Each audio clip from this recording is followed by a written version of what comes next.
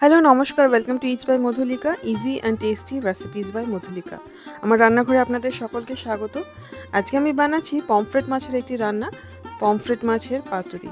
যারা তেল কম দিয়ে সুস্বাদু রান্না খেতে চান তাদের জন্য এই রান্নাটা আমি স্পেশালি বানাচ্ছি।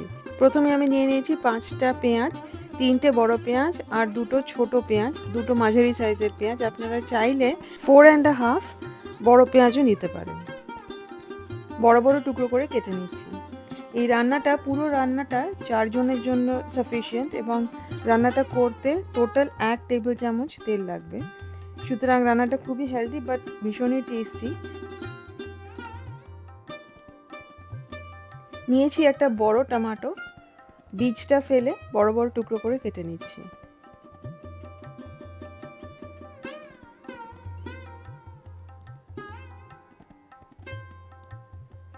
লাগছে 3 থেকে 4টে কাঁচা পাকা লঙ্কা। আপনারা চাইলে ঝাল যদি বেশি খান একটু বেশিও দিতে পারেন। বড় বড় টুকরো করে কেটে নিলাম। 10 থেকে 12টা রসুনের কোয়া। আর লাগছে পমফ্রেট মাছ। এখানে 900 গ্রাম পমফ্রেট মাছ আছে। 3টে পমফ্রেট মাছ আছে টোটাল, বেশ বড় বড় মাছই। মাছটাকে ভালো করে ধুয়ে পরিষ্কার করে প্রত্যেকটা মাছের পিঠে এইভাবে চিড়ে নেব। 3টে থেকে 4টে কাটছ লাগাতে হবে যাতে মশলাটা মাছের ভেতরে পুরো ঢুকে যায়। কাটতে হবে একটু বেঁকা বেঁকা করে, ঠিক এইভাবে।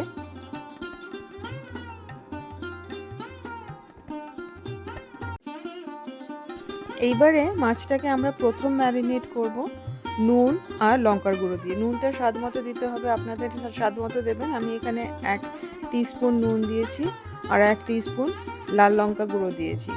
লাল লঙ্কা গুঁড়োটা বাড়িতে বানানো, এর মধ্যে হাফ কাশ্মীরি লঙ্কা আছে আর হাফ শুকনো লঙ্কা আছে। একটা ফ্রাইং প্যানে 1 টেবিল স্পুন রিফাইন্ড অয়েল নিয়ে নেব। আমি এখানে রাইস ব্র্যান অয়েল নিয়েছি। প্রথমেই দিয়ে দেব রসুন। এই অর্ডারটা কিন্তু মেনটেন করতে হবে, যেটার পরে যেটা দিচ্ছি ঠিক সেভাবেই কিন্তু প্লিজ দেবেন। প্রথমে রসুন দিয়ে দিলাম, এরপরে দিলাম পেঁয়াজটা, তারপরে দিচ্ছি টমেটো। গ্যাসটা কিন্তু মাঝারি আঁচে আছে, রসুনটা কিন্তু নিচে রান্না হচ্ছে এই সময়। এরপরে দিয়ে দিচ্ছি কাঁচা পাকা লঙ্কা। নুন দেব স্বাদ মতো, আমি এখানে 1 টিস্পুন নুন দিয়েছি। এর আগে মাছে 1 টিস্পুন নুন দেওয়া ছিল। 1 টিস্পুন শুকনো লঙ্কার গুঁড়ো, বাড়িতে বানানো যে লঙ্কার গুঁড়ো সেটাই। 1 টিস্পুন ধনে গুঁড়ো, 1/4 টিস্পুন হলুদ গুঁড়ো, 1 টিস্পুন গোলমরিচ গুঁড়ো। খুব ভালো করে এটাকে মিশিয়ে এবারে হাই ফ্লেমে ভাজবো আমরা। পেঁয়াজটা কিন্তু লাল হবে না, কোনো কিছুই লাল হবে না, জাস্ট খুব হাই ফ্লেমে এটা 2 মিনিট মতো ভেজে নেব আমরা। খুব সুন্দর একটা গন্ধ আসবে, কিন্তু ভাজা ভাজা হবে না, লাল লাল ভাজা কিন্তু হবে না। দিয়ে দেবো হাফ কাপ ধনেপাতা। মশলাগুলো আমি কড়াইতে নেড়ে নিয়েছি, তার কারণ একটাই, যে মশলার মধ্যে যে ময়েশ্চার কন্টেন্টটা আছে, যে জল ভাবটা আছে, সেটা অনেকটা কমে যাবে এতে। আমি যখন পাতুরিটা বানাবো তখন খুব বেশি জল কিন্তু বেরোবে না। যতটুকু গ্রেভি হবে সেটা খুব রিচ হবে, সেটাতে বেশি জলও ভাব থাকবে না। আর সেটা দিয়ে ভাত মেখে খেতে, স্টিমড রাইসের সাথে খেতে খুব ভালো লাগবে। খুব ভালো করে মিশিয়ে নিয়ে এইবারে দিয়ে দেবো একটা শুকনো লঙ্কা। একটা শুকনো লঙ্কাই দিয়েছি আমি। আপনারা যদি ঝাল বেশি খান তবে শুকনো লঙ্কার কোয়ান্টিটি কিন্তু বাড়িয়ে দিতে হবে। ভালো করে মিশিয়ে এটাকে আমরা 2 থেকে 3 মিনিট ভাজবো। কোনো কিছুতেই মানে পেঁয়াজ টমেটো কোনো কিছুতেই যাতে ক্যারামেলাইজ না হতে শুরু করে, লাল রং না ধরে, তাহলে কিন্তু রান্নার স্বাদ বদলে যাবে। ঠিক এইরকম হালকা ভাজা হবে সব কিছু। পেঁয়াজ রসুন টমেটো ধনেপাতা মশলার সাথে ভেজে নিয়েছি একটা পেস্ট বানানোর জন্য, তাই আগে এটাকে ঠান্ডা করে নেব। তারপরে মিক্সিতে সমস্ত মিশ্রণটা দিয়ে একটা পেস্ট বানিয়ে নিতে হবে। কোনো জল কিন্তু দেব না পেস্ট বানানোর সময়। আর পেস্টটা কিন্তু মিহি পেস্ট হবে না, কোর্স পেস্ট হবে, মানে দানা দানা থাকবে। ঠিক এইরকম আপনারা দেখতে পাচ্ছেন যে আমি কিন্তু মিহিভাবে বাটিনি। ধনেপাতা টমেটো সমস্ত কিন্তু পেঁয়াজ সমস্ত কিন্তু দেখা যাচ্ছে। ঠিক এরকমই কিন্তু হবে, মিহি বাটলে কিন্তু হবে না। কলা পাতাটাকে গরম করে নেব যাতে কলা পাতাটা নরম হয়ে যায়, মাছ দিয়ে মুড়তে সুবিধা হয়। দেখতে পাচ্ছেন যে ডিপ গ্রিন হয়ে যাচ্ছে কলা পাতাটা, রং পাল্টে যাচ্ছে। ঠিক এইভাবেই কলা পাতাটাকে হাই ফ্লেমে সেঁকে নেব। নিয়ে নেব একটা প্লেট, তার মধ্যে নিয়ে নেব সেঁকা কলা পাতাটা। এবারে তার উপরে দিয়ে দেবো ভাজা মশলার যে পেস্টটা বানিয়েছি সেটা। কলা পাতার মাঝখানে পেস্টটা দেব এবং মাছের সাইজে কিন্তু পেস্টটা ছড়িয়ে নিচ্ছি ঠিক এইভাবে। মাছটা যত বড় ততটা জায়গা জুড়ে পেস্টটা আমি ছড়িয়ে দিলাম। এবারে মাছটা দিয়ে তার ওপরে আবার আমি পেস্টটা লাগিয়ে দিচ্ছি। চেষ্টা করবেন পুরো মাছটা যাতে ঢেকে যায় পেস্টটা দিয়ে।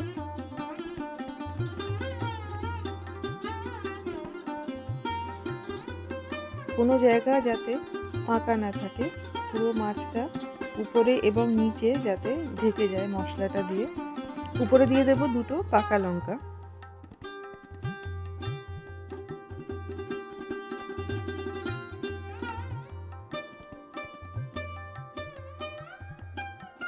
এইবারে কলা পাতাটা ঠিক এইভাবে মুড়ে নেব। আমি বেশ বড় কলা পাতা নিয়েছি যাতে মুড়তে কোনো অসুবিধা না হয়। ঠিক এইভাবে এটাকে মুড়ে নিলাম। আমি কিন্তু কোনো সুতো দিয়ে বাঁধছি না, আপনারা যদি চান সুতো দিয়ে বেঁধে নিতে পারেন, তবে আমি যেভাবে এটা করছি তাতে কিন্তু সুতো দিয়ে বাঁধার দরকার হবে না। আমি ফ্রাই প্যান নিয়ে নিয়েছি, তার মধ্যে কলা পাতায় মোড়া মাছটা দিয়ে দিলাম।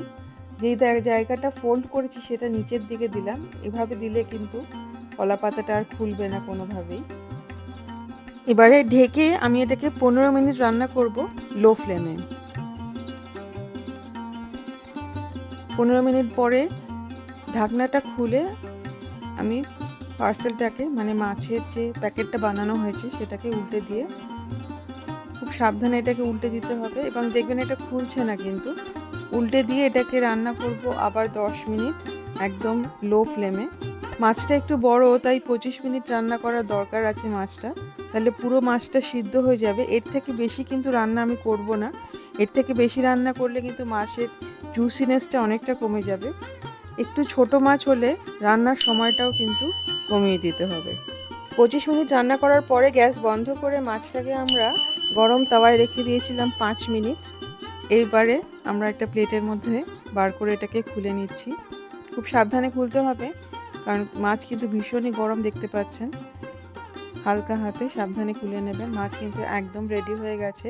এই যে গ্রেভিটা দেখা যাচ্ছে এটা কিন্তু ভাত দিয়ে খেতে ভীষণই ভালো লাগবে। মাছটাকে আমরা একটা প্লেটের মধ্যে বার করে এটাকে স্যালাডের সাথে সার্ভ করব। পমফ্রেট মাছের পাতুরি একদম রেডি টু সার্ভ। গরম ভাতের সাথে এটা খেতে ভীষণই ভালো লাগে, আর স্টার্টার হিসেবে তো সার্ভ করা যায়ই। খেলে কিন্তু বোঝা যাবে না যে এই রান্নাটি এত কম তেলে হয়েছে, এটা এতই ভালো হয় খেতে। আপনারা এই সুস্বাদু মাছের রেসিপিটি অবশ্যই ট্রাই করবেন এবং আমাকে কমেন্ট করে জানাবেন যে আপনাদের কেমন লাগলো। রেসিপিটা যদি ভালো লাগে তাহলে প্লিজ লাইক করবেন। আমার চ্যানেল ইটস বাই মধুলিকা অবশ্যই সাবস্ক্রাইব করবেন। সাবস্ক্রাইব করার সময় বেল আইকনটি প্রেস করলে আমি রেসিপি শেয়ার করলে প্রথম নোটিফিকেশন আপনার কাছেই যাবে। আমি প্রত্যেক মঙ্গলবার, বৃহস্পতিবার এবং শনিবার আমার পছন্দের কিছু রেসিপি যেগুলো মনে হয় আপনাদেরও ভালো লাগবে শেয়ার করি আপনাদের সাথে। আমার সাথে থাকবেন। দেখুন মাছটা কিন্তু পুরো সিদ্ধ হয়ে গেছে। দেখা হবে খুব শিগগিরই একটা নতুন রেসিপি নিয়ে। খুব ভালো থাকবেন, ভালো ভালো রান্না করবেন। Happy cooking. Thank you.